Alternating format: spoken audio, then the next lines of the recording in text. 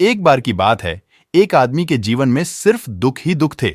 वह जो भी काम करता, उस बेचारे का वह काम पूरा ही नहीं होता। घर में आता तो घर में क्लेश बना रहता। किसी से कोई मदद मांगता तो कोई उसकी मदद नहीं करता। ऐसा लगता था कि चारों तरफ से उसके ऊपर दुख का पहाड़ टूट पड़ा है।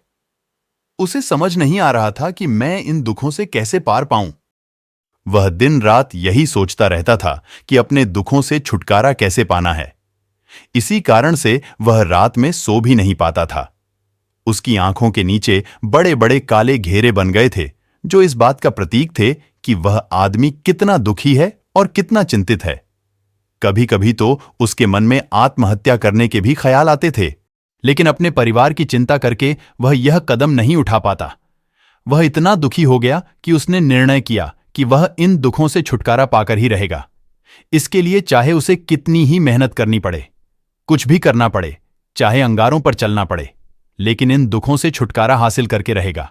ऐसे ही एक दिन उसने अपने मित्र से पूछा कि मैं अपने जीवन को कैसे सुधारें। उसके मित्र ने उसे बताया कि तुम किसी बाबा के पास जाओ। बाबाओं के पास ऐसा मंत्र होता है जिससे सारे दुख मिट जाते हैं, जीवन खुशियों से भर जाता है और धन संपदा भी हासिल होती है। तुम किसी ऐसे बाबा को ढूंढ लो, बस तुम्हारा काम बन जाएगा। उस आदमी के मन में यह बात पूरी तरह से पक्की बैठ गई कि कोई बाबा ही मेरा दुख दूर कर सकता है, और इसीलिए उसे किसी भी बाबा के बारे में पता चलता तो वह उस बाबा के पास पहुंच जाता। उस बाबा को अपनी समस्या बताता और उससे उसका समाधान पूछता और कहता कि बाबा, मैं कुछ भी करने के लिए तैयार हूं, लेकिन मेरी इन समस्याओं से मुझे छुटकारा दिला दीजिए। आप जो कहेंगे मैं वह करूंगा, लेकिन मेरे जीवन को सुधार दीजिए। बाबा उसे कुछ टोने टोटके बताते थे करने के लिए, और बदले में दान दक्षिणा ले लेते थे कि यह टोना टोटका करने के बाद तुम्हारे घर में सुख शांति बनी रहेगी। बस इस टोटके को पूरी विधि के साथ करना। वह आदमी घर लौटकर पूरी विधि के साथ टोने टोटके करने लगा, लेकिन बहुत टोने टोटके करने के बाद भी उसके जीवन में कुछ बदलाव नहीं आया। इसके विपरीत उसका जीवन और ज्यादा दुखी हो गया। जो भी बाबा उसे टोना टोटका देता था, वह बदले में उससे दान दक्षिणा लेता था, जिससे उसका धन भी धीरे धीरे खत्म हो रहा था। इससे उसके जीवन में दुख और ज्यादा बढ़ गया। तब उसे लगा कि बाबाओं के पास जाने से तो मेरे जीवन में दुख कम होने की वजह बढ़ते ही जा रहे हैं, तो मुझे क्या करना चाहिए? बाबाओं के पास जाऊं या ना जाऊं? फिर एक दिन एक आदमी ने उसे बताया कि तुम अपने घर में किसी पंडित को बुलाकर हवन करवा लो। हवन होगा, घर शुद्ध हो जाएगा। कोई भी बुरी ऊर्जा होगी घर में तो वह घर से बाहर चली जाएगी। किसी पंडित को बुलाकर पूरे विधि विधान उसे मंत्र उच्चारण कराओ, हवन कराओ, जिससे घर में सुख शांति आए। उस आदमी के मन में यह बात बैठ गई और उसने एक पंडित को अपने घर पर बुलाकर हवन करवा दिया। हवन अच्छी तरह से संपन्न हुआ। बदले में पंडित ने भी अच्छी दान दक्षिणा ली और उसके बाद वह वहां से विदा हो गया। लेकिन कुछ दिनों के बाद उस आदमी को महसूस हुआ कि उसके जीवन में अभी भी कोई बदलाव नहीं आया है। अब वह आदमी पूरी तरह से दुखी हो गया और ज्यादा परेशान हो गया। अब तो उसे लगने लगा था कि मेरे जीवन में से दुख कभी खत्म ही नहीं होंगे, और यही सोच सोचकर उस आदमी का बुरा हाल हो गया था। फिर एक दिन उसे अपने मित्र से एक ऐसे बाबा के बारे में पता चला जो समाधान बताने के लिए कोई दान दक्षिणा नहीं लेता था। उस आदमी को लगा कि यह बाबा दूसरे बाबाओं की तरह नहीं हो सकता, क्योंकि यह तो दान दक्षिणा लेता ही नहीं, और अगर दान दक्षिणा नहीं लेता तो यह सच में कोई सिद्ध बाबा होगा। और यही सोचकर वह उस बाबा के पास पहुंच जाता है। जब वह आदमी वहां पर पहुंचता है तो वह बाबा ध्यान में बैठे हुए थे। यह देखकर वह आदमी वहीं पर चुपचाप बैठकर ध्यान से बाहर आने का उनका इंतजार करने लगा। थोड़ी देर बाद बाबा ने आंखें खोलीं तो सामने एक दुखी और परेशान युवक को बैठे देखा। उसकी आंखों के नीचे काले घेरे देखकर ही समझ गया कि यह आदमी अपने जीवन से कितना परेशान है। उसे संबोधित करते हुए बाबा ने पूछा कि बच्चा, क्या चाहते हो? बाबा के पास क्या लेने आए हो? उस आदमी ने कहा कि बाबा, मैं अपने जीवन से बहुत परेशान हूं। मैंने इन दुखों को दूर करने के लिए बहुत सारे रास्ते अपनाए, हर वो तरकीब करके देखें जो किसी बाबा ने मुझे बताई, हर वो काम किया जो कोई भी इंसान ने मुझसे करने को कहा, लेकिन मेरे जीवन में दुखों में कोई कमी नहीं आई बाबा। इसके विपरीत मेरे जीवन में दुखों में बढ़ोतरी हो गई है। मुझे समझ में नहीं आ रहा है कि मैं क्या करूं। कभी कभी तो मैं आत्महत्या करने की सोचता हूं, लेकिन मैं अपने परिवार की सोच कर मैं यह कदम नहीं उठाता हूं। मैंने आपके बारे में बहुत सुना है बाबा, और मैं बहुत उम्मीद के साथ आपके पास आया हूं। कृपया करके मुझे कोई ऐसा मार्ग बताएं जिससे मुझे अपने दुखों से छुटकारा मिल जाए। मैं अपने दुखों से छुटकारा पाने के लिए कुछ भी करने को तैयार हूं। आप मुझे कोई भी रास्ता बताएं, चाहे वह रास्ता कितना ही कठिन क्यों ना हो, मैं उसको पार करके रहूंगा। बाबा ने महसूस किया कि आदमी तो सच में बहुत परेशान है। बाबा ने उसकी बात सुनकर कहा कि बच्चा, दुखों को दूर करने के लिए मंत्र ऐसे ही नहीं मिलते हैं, मंत्र पाने के लिए कुछ करना पड़ता है। तुम कुछ कर सकते हो?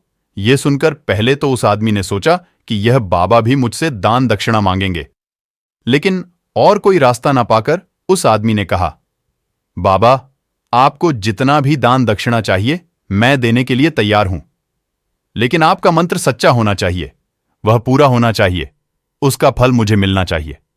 उसके बाद मैं आपको जो भी दान दक्षिणा लेना चाहते हो मैं आपको दे दूंगा। बाबा ने कहा, दान दक्षिणा तो बहुत छोटी चीज है, मुझे वह नहीं चाहिए। इस पर वो आदमी सोच विचार करके बोला, तो बाबा, मैं अंगारों पर भी चलने के लिए तैयार हूं, आप मुझे बस आज्ञा दीजिए। बाबा ने कहा कि अंगारों पर चलने वाली छोटी चीज में तुमसे नहीं कराने वाला हूं। मैं जो तुमसे कराने वाला हूं वह बहुत कठिन मंत्र है, उसे पूरा कर पाओगे। उसने कहा, बाबा, आप मुझे बताइए तो सही, मुझे करना क्या होगा? मैं कुछ भी करने के लिए तैयार हूं। इस पर बाबा ने उसे कहा कि यहां से जब तुम अपने घर जाओ तो रास्ते में अपने मन में यह दोहराते जाना कि मैं सुखी हूं, मैं सुखी हूं। बार बार अपने मन में यही दोहराना और याद रहे, जुबान पर यह नहीं आना चाहिए, यह सिर्फ मन में दोहराना है। यह सुनकर वो आदमी बोला, बाबा, बस इतनी सी बात, यह तो मैं चुटकी बजाते कर लूंगा, लेकिन इससे होगा क्या? बाबा बोले कि इस मंत्र को करके तो देखो, वैसे भी तुमने इतने बाबाओं के मंत्र किए हैं, तो इस मंत्र को भी करके देख लो। उस आदमी ने सोचा कि बाबा कुछ दान दक्षिणा तो ले नहीं रहे हैं, और छोटा सा मंत्र है, इसे तो मैं कर ही लूंगा। वो बोला, ठीक है बाबा, मैं यह मंत्र जरूर करूंगा। और वो आदमी यह कहकर वहां से चलने लगा। लेकिन जैसे ही वह चलने लगा, पीछे से बाबा ने बोला कि बच्चा, एक बात याद रखना, जब तुम यह मंत्र अपने मन में दोहराना तो तुम्हारे मन में बंदर के विचार नहीं आने चाहिए, बंदर का ख्याल भी नहीं आना चाहिए, तो ही यह मंत्र सिद्ध होगा। आदमी बोला, मुझे तो आज तक बंदर का कोई विचार नहीं आया, तो अब क्यों आएगा? आप चिंता मत करिए बाबा, मैं बस मन में यही दोहराऊंगा कि मैं सुखी हूं, मैं सुखी हूं। इसके अलावा बंदर का कोई भी विचार मेरे मन में नहीं आएगा। यह कहकर वह आदमी वहां से चल देता है। वह अपने मन में मैं सुखी हूं, मैं सुख ही हूं, यह दोहराता हुआ थोड़ी दूर ही चला था कि उसके मन में अचानक बंदर का ख्याल आ गया। बंदर का ख्याल एक बार आया और चला भी गया, लेकिन उस आदमी ने सोचा, आज तक तो मुझे बंदर का कोई भी विचार नहीं आया, ये आज बंदर का विचार क्यों आ गया? और ऐसे करके उसने उस बंदर के विचार को पकड़ लिया और यह भूल गया कि मुझे क्या मंत्र दोहराना है, और वह बंदर के बारे में सोचने लगा। जब थोड़ी देर बाद फिर से उसे होश आया तो वह फिर से अपना वही मंत्र दोहराने लगा जो बाबा ने उसे बताया था, मैं सुखी हूं, मैं सुखी हूं। लेकिन अचानक से उसे एक बंदर दिखाई दिया और यह देखकर फिर से उसके मन में बंदर का विचार उठ गया, और यह देखकर वह इस विचार को बाहर फेंकना चाहता था, और वह चाहता था कि मेरे अंदर किसी तरह से बंदर का विचार ना आए, लेकिन उसे तो सामने बंदर ही दिखाई दिया। ऐसे ही जद्दोजहद करते करते घर पर पहुंचा, और घर पर पहुंचने के बाद अपनी पत्नी को कहा कि हे बंदरिया, मुझे खाने में बंदर परोस दो। और जब उसे एहसास हुआ कि उसने क्या बोल दिया, तो वह अपने बाल नोचने लगा और दीवारों में सर मारने लगा कि आज तक मुझे बंदर का कोई भी विचार नहीं आया, और आज मुझे यह क्या हो गया है कि मुझे हर जगह बंदर ही बंदर नजर आ रहे हैं। यह कैसी माया है? यही सोच सोचकर वह आदमी रात भर सो नहीं पाया। रात भर करवटें बदलते रहा और सुबह उठकर सीधे उसी बाबा के पास पहुंच गया और उसके चरणों में गिरकर कहा कि बाबा, पता नहीं क्या चमत्कार हो रहा है। आज तक मुझे बंदर का कोई विचार नहीं आया, लेकिन कल से जब से आपने मुझसे कहा कि बंदर का विचार नहीं आना चाहिए, तब से मुझे हर जगह बंदर ही बंदर नजर आ रहे हैं। उस आदमी ने कहा कि बाबा, मुझे तो आपके पीछे पेड़ पर बैठा बंदर केले खाते हुए दिखाई दे रहा है। ये हो क्या रहा है बाबा? ये सुनकर बाबा हंसने लगे। हाँ हाँ हाँ हाँ बच्चा, मन का जाल एक ऐसा जाल है जिसे समझ पाना इतना आसान नहीं है। बंदर तो तुम्हारे रास्ते में पहले भी आते थे। जब तुम मेरे पास आए थे तो इन्हीं पेड़ों पर ये बंदर घूम रहे थे, लेकिन तब तुम्हारे ध्यान में ये बंदर नहीं था। तब तुम्हारे ध्यान में सिर्फ दुख थे। इसके बाद बाबा ने उसे बताया कि बच्चा, हम जिस चीज से भी दूर भागना चाहते हैं वही चीज हमारे मन में बहुत गहरे में प्रविष्ट हो जाती है और हमारे अंतर्मन में समा जाती है। असल में हम जिस चीज से छुटकारा पाना चाहते हैं उससे छुटकारा इसीलिए पाना चाहते हैं कि वह हमारे साथ बहुत गहरे से जुड़ी हुई है, और हम जितना ही उससे छुटकारा पाना चाहते हैं वह उतनी ही गहरी हमारे मन में बैठती चली जाती है और आखिरकार हमारे अंतर्मन में छा जाती है। ऊपर से तो हम चाहते हैं सुखी होना, कि मैं सुखी हूं, सुखी हूं। हमारे होंठ भी यही बोलते रहते हैं, लेकिन हमारे मन में दुख समाये होते हैं। हमारे विचारों में, हमारे मन में दुख ही दुख दिखाई देते हैं। इसीलिए अपनी जुबान से बार बार यह बोलने से कि मैं सुखी हूं, मैं सुखी हूं, हम सुखी नहीं होंगे जब तक यह मंत्र हमारे अंतर्मन में प्रविष्ट नहीं होगा। इस पर उस आदमी ने पूछा कि बाबा, लेकिन यह मंत्र हमारे अंतर्मन में प्रविष्ट कैसे होगा? यह सुनकर बाबा ने कहा कि बच्चा, अपने दुखों से लड़ना बंद कर दो। जब तक तुम अपने दुखों को दूर करने की सोचते रहोगे तब तक वो दुख तुमसे चिपके रहेंगे, तब तक वो दुख तुम्हारे अंतर्मन पर अपना राज बनाए बैठे रहेंगे। और जिस दिन तुम उन दुखों के बारे में सोचना ही छोड़ दोगे, उन दुखों से छुटकारा ही नहीं पाना चाहोगे, उसी दिन से तुम्हारे जिंदगी से दुख गायब हो जाएंगे। क्योंकि किसी भी चीज से छुटकारा पाने के लिए हमें उस चीज के बारे में सोचना पड़ता है, और हम जितना ही उस चीज के बारे में सोचते हैं वह उतनी ही गहरी हमारे मन में प्रविष्ट होती चली जाती हैं। निष्कर्ष, कंक्लूजन, हम अधिकतर समय दुखों के बारे में ही सोचते हैं। हम यही सोचते हैं कि हमारे जीवन में दुख है और हमें इससे छुटकारा पाना है। इसी वजह से बार बार सोचने से वो दुख हमारे अंतर्मन में प्रविष्ट हो जाते हैं और हमें एहसास भी नहीं होता। इसीलिए अगर तुम दुखों से छुटकारा पाना चाहते हो तो दुखों से छुटकारा पाने के बारे में सोचना छोड़ दो, तुम्हें दुखों से छुटकारा मिल जाएगा। अक्सर आदमी धूम्रपान छोड़ना चाहता है, शराब छोड़ना चाहता है, सुबह अपने आप से यह वादा करता है कि मैं कोई भी गलत काम नहीं करूंगा, लेकिन शाम को जब लौटता है तो नशे में चूर होकर लौटता है। ऐसा क्यों होता है? जो हम सोच रहे हैं वह पूरा कर ही नहीं पा रहे हैं।